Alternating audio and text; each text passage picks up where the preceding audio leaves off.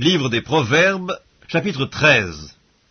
Un fils sage écoute l'instruction de son père, mais le moqueur n'écoute pas la réprimande. Par le fruit de la bouche, on jouit du bien, mais ce que désirent les perfides, c'est la violence. Celui qui veille sur sa bouche garde son âme, celui qui ouvre de grandes lèvres court à sa perte. L'âme du paresseux a des désirs qu'il ne peut satisfaire, mais l'âme des hommes diligents sera rassasiée. Le juste a de la haine pour les paroles mensongères, le méchant se rend odieux et se couvre de honte. La justice garde celui dont la voie est intègre, mais la méchanceté cause la ruine du pécheur. Tel fait le riche et n'a rien du tout, tel fait le pauvre et a de grands biens.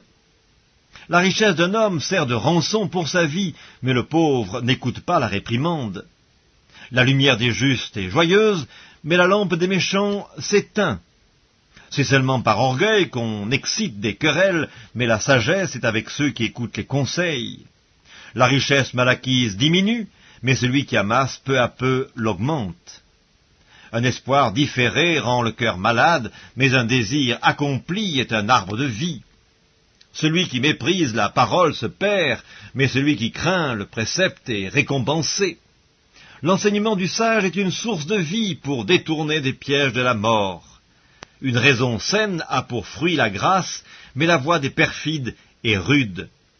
Tout homme prudent agit avec connaissance, mais l'insensé fait étalage de folie.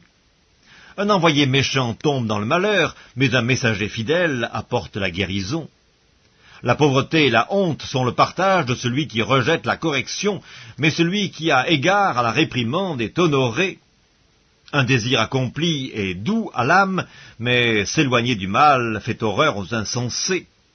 Celui qui fréquente les sages devient sage, mais celui qui se plaît avec les insensés s'en trouve mal.